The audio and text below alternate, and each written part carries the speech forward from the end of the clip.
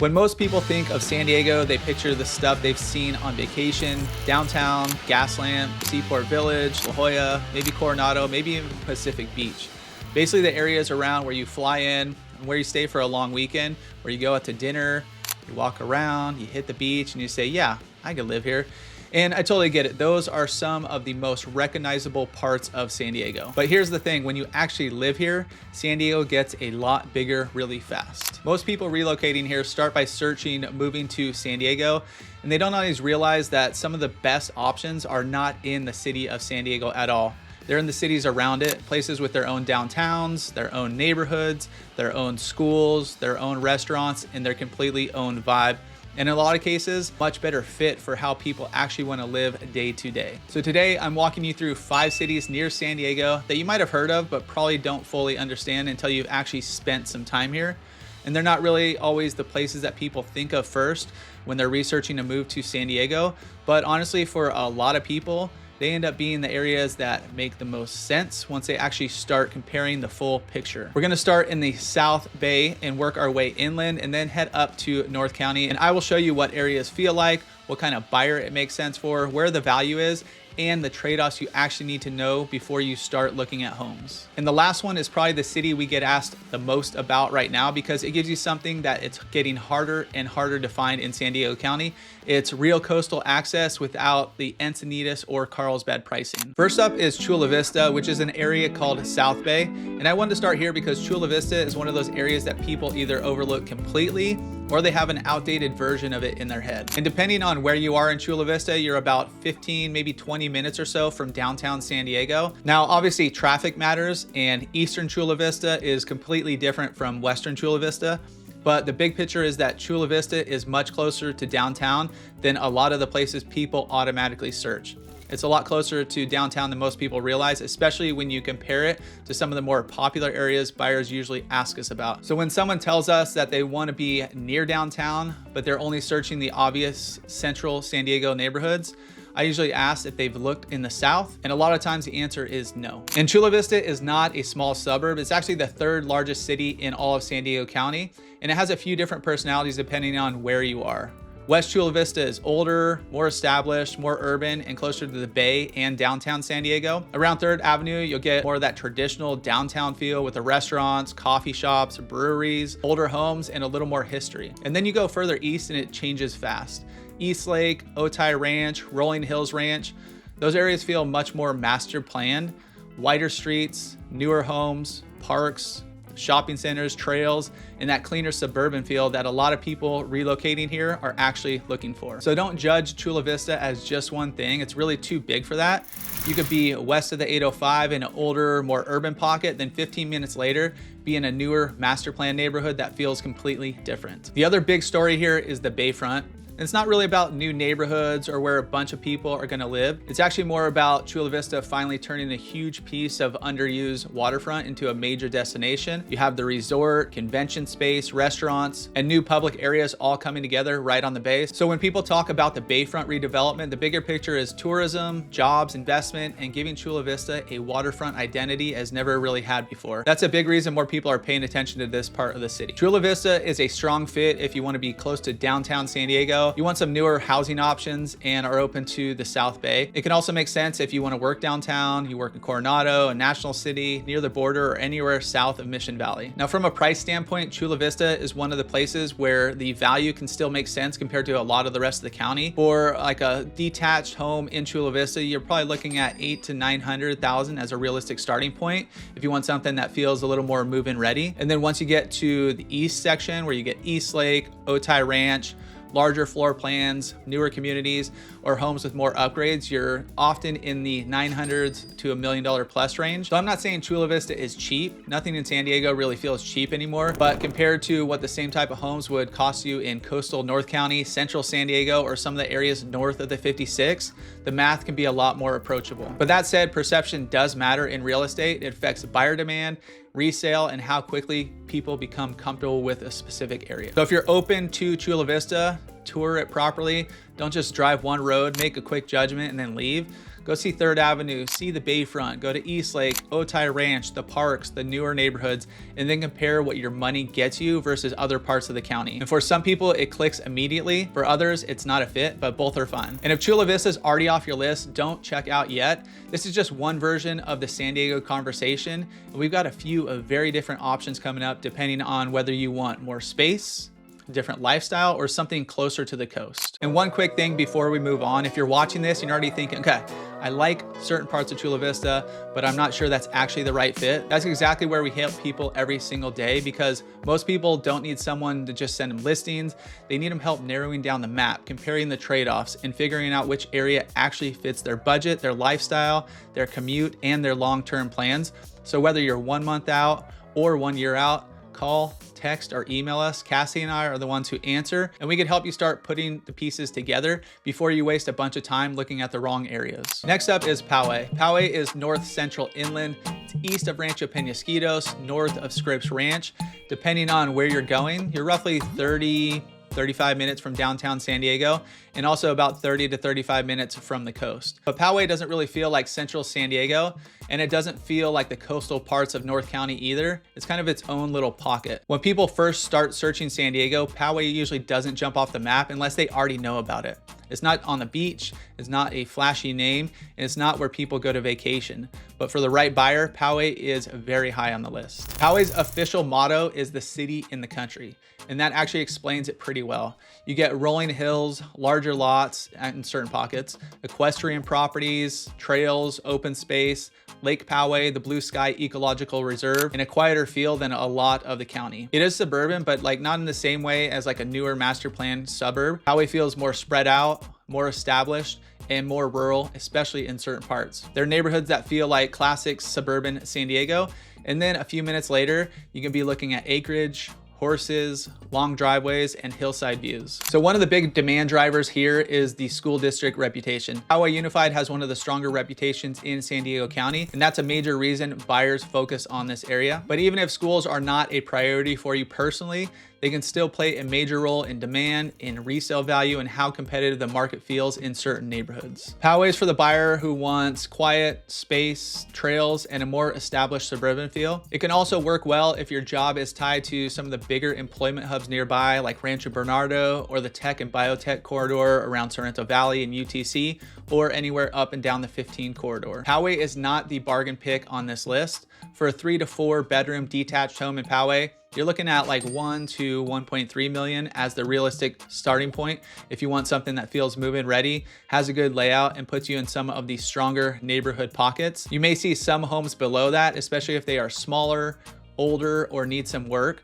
But once you start getting into the larger lots, the views, the acreage, or more updated homes, Poway can move quickly into the 1.4 million, 1.5 million, and above range. And if you want that estate style Poway property with more land and privacy, $2 million price point is absolutely part of the conversation. There are some condos and townhomes that can put you in that entry price point, but Poway is mostly known for single family homes and larger lot options. So with Poway, you're not usually buying it because it's the cheapest. You're buying it because the lifestyle fits, the school district reputation matters to you, and you want a more rural, spacious feel while still being in San Diego County. The trade-off here is pretty simple. You're further inland, so there's no real beach vibe out here. There's no walkable restaurant row like at Little Italy. There's no late night bar scene.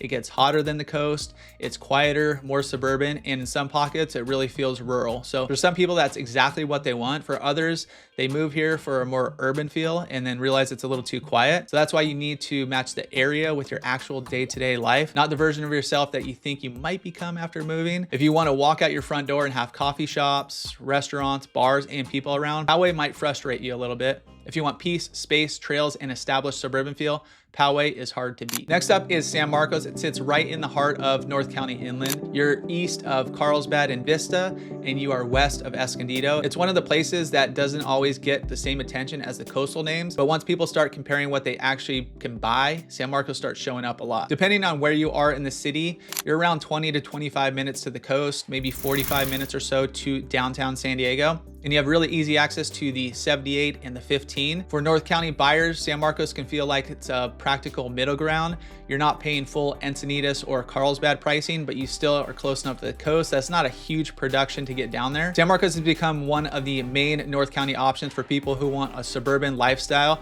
but they don't want to feel totally disconnected. You have Lake San Marcos, which gives you part of the city. It has a very different feel than people expect. You have North City, which is becoming a new downtown of San Marcos. And right around there, you have Cal State San Marcos, you have Discovery Hills, you have San Alejo Hills, and then you have the entire northern section as well. San Marcos is for the buyer who wants a well-rounded North County lifestyle. You can be somewhat close to restaurants, to some of the trails, depending on which neighborhoods you're in, shopping, schools, and the coast, while usually getting more options than you would in the coastal cities. But San Marcos is not the secret it used to be. You can still find condos and townhomes at the lower price points, but single family homes have become much more competitive. Depending on the neighborhood, the age, the condition, and the size, you might see single family homes in the $800,000 to $900,000 range, and then nicer or larger home pushing over $1 million range. So homes with views and newer construction can definitely command a premium. The value here is not that San Marcos is cheap. It is compared to Carlsbad and Encinitas. The same budget often goes a lot further, but maybe it gets you an extra bedroom, maybe it gets you a larger yard, maybe it gets you a newer home, maybe it gives you a location that actually makes sense for your commute. The trade-off with San Marcos is that it is growing, and you could definitely feel it when you are there. There's been a lot of development. There's been more housing, more retail, more traffic, more people. So some of that's good, some of that's just frustrating. If you're moving into a newer area, you might have construction nearby. If you're commuting on the 78, you need to know what that really feels like during the commute times. And while the coast is somewhat close, you're still inland.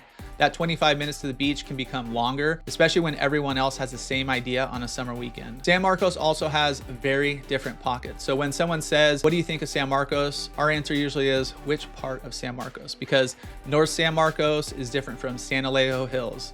San Alejo Hills is different from neighborhoods near the university. Neighborhoods near the 78 are different than the ones up near Twin Oaks, and all of that matters. But if you want something a little different, maybe you do want a mix of spread out and up and coming, but hasn't actually hit its peak yet, this next spot might be for you. And the next city is Vista, which is right next to San Marcos and just east of Oceanside. You're in North County inland, roughly 20 minutes or so from the coast, depending on where you're starting. Around 40 to 45 minutes or so from downtown San Diego without any major traffic. Geographically, Vista is actually a really interesting spot. You're close to Oceanside, Carlsbad, San Marcos, not far from Encinitas. You can get to the beach, you can get to the 78, you can get to the 5, and you're still usually buying a discount compared to some of the better known coastal cities. Vista has always had a little more character and a little less polish than some of the surrounding areas.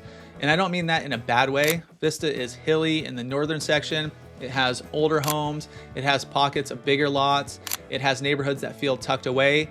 It has a downtown that's improved a lot over these past few years, but it still feels like it's in the middle of an evolution.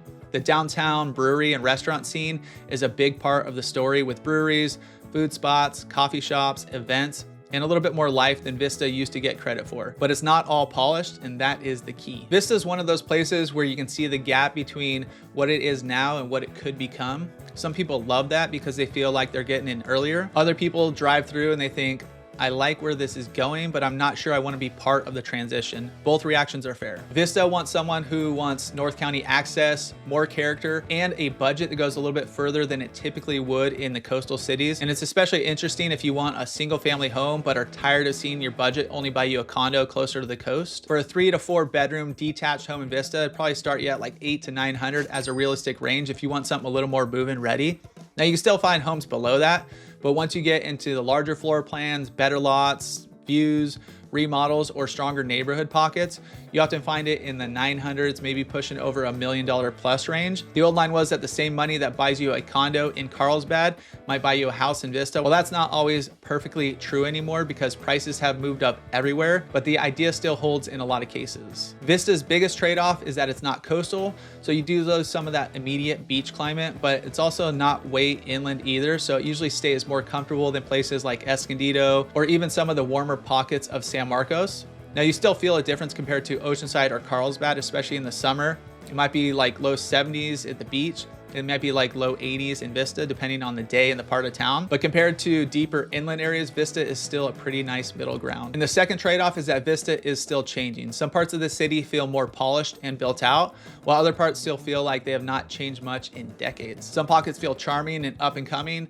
Some feel older, some feel more rural, some feel busier, some feel like they're already there, and some feel like they need another round of investment. And that's why you can't evaluate Vista from one listing or one street. You have to understand the pockets, and because Vista is hilly, two homes that look close on the map can feel very different in real life.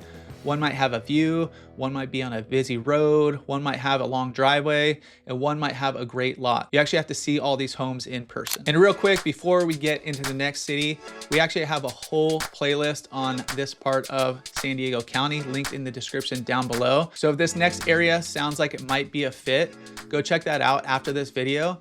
We have neighborhood tours, pros and cons video, map style breakdowns, and a bunch of deeper dives that will give you a much better feel of what it's actually like living there, because this next city deserves way more than a few minutes in a list video. But for now, let's give you the big picture, because Oceanside is probably the city we get asked about the most right now. Oceanside is the northernmost coastal city in San Diego County. It sits right above Carlsbad, right below Camp Pendleton. And it's one of the last places along the San Diego coast where people still feel like there's some relative value. You're about 40 to 45, maybe 50 minutes from downtown San Diego, depending on traffic. You're right off the 5. You have the beach, the harbor, the pier area, the train station, access to both San Diego and Orange County in a way that makes Oceanside unique. It is coastal, but it's not trying to be Del Mar. It's not trying to be La Jolla or any of the other coastal cities here. Oceanside is very much its own thing. And one of the ways we usually describe Oceanside is this: it has the bones of a real beach town, but it still has edge, history, military influence, and a lot of change happening all at the same time. Downtown Oceanside has changed a lot. You have newer restaurants, hotels, coffee shops, breweries, cocktail spots, the Thursday night sunset market, the harbor, and the beach all working together in the way that's made Oceanside feel way more intentional than it used to be. Oceanside's for someone who wants coastal access but does not want to pay Carlsbad, Encinitas, Del Mar, or La Jolla pricing. It's also works for buyers who want a little more active city feel with beaches, restaurants, breweries, hotels, events, longtime locals, and new people moving in all at once. Oceanside's pricing has changed dramatically over the last decade. It used to be the coastal value pick where people felt like they were discovering something. Now a lot of people have already discovered it.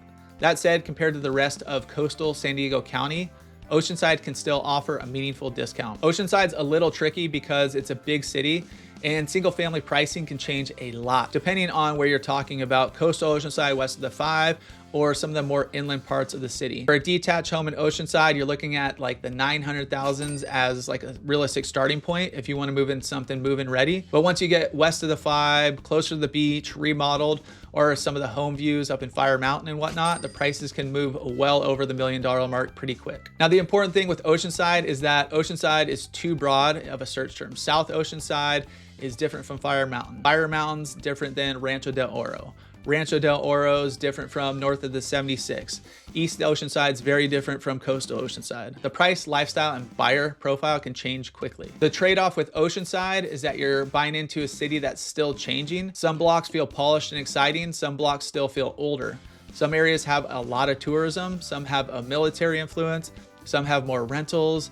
Some are quiet neighborhoods, some are busy. Now that could be a positive if you like energy and upside. It could be a negative if you want something predictable and fully dialed in. The commute to downtown San Diego is also a bit longer. Now on paper, it might not look terrible, but in real life, driving from Oceanside to downtown during commute hours can definitely wear on you. And from a housing standpoint, don't assume every property in Oceanside is a deal just because it's in Oceanside. Some of the best pockets have gotten expensive, and the market knows the story now. And here's the big takeaway. None of these cities are backup plans. They're not the places people end up because the city of San Diego didn't work out for them. A lot of time, they're the places people end up once they actually understand the map, compare the trade-offs, and figure out what kind of lifestyle they want out here. Chula Vista, if you want to be close to downtown and still get more home for your money. Poway, if you want more space, trails, and that inland suburban feel. San Marcos, if you want that North County sweet spot with good access, newer communities.